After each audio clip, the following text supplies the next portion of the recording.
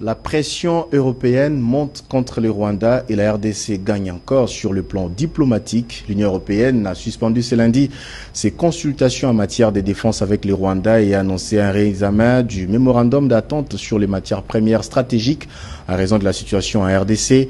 La situation est très grave et nous sommes au bord d'un conflit régional. L'intégrité territoriale n'est pas négociable, que ce soit en RDC ou ailleurs, a déclaré Kaja Kallas, vice-présidente de la Commission européenne et haute représentante de l'Union européenne pour les affaires étrangères et la politique de sécurité à l'issue du Conseil des affaires étrangères de l'Union. Suivez.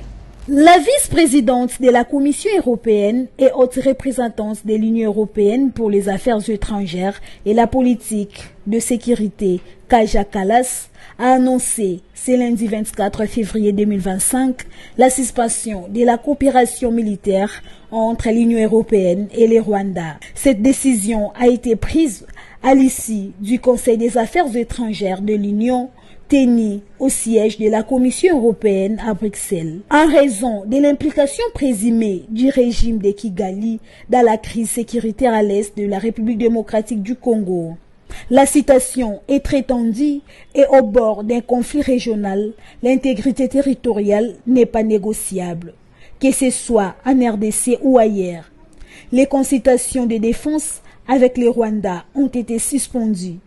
Il y a également une décision politique de mettre en œuvre des sanctions en fonction de l'évolution de la situation sur terrain, a déclaré Kaja Kallas devant la presse.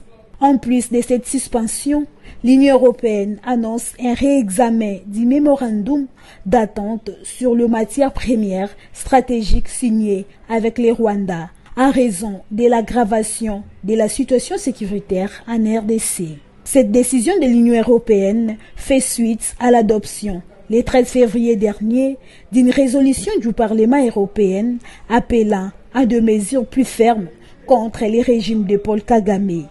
Elle présente une avancée diplomatique majeure pour Kinshasa, qui n'a cessé d'exiger les sanctions sévères contre Kigali, accusé de soutenir les mouvements du M23. Avec cette annonce, l'Union européenne renforce la pression internationale sur le Rwanda tout en réaffirmant son attachement à l'intégrité territoriale de la République démocratique du Congo.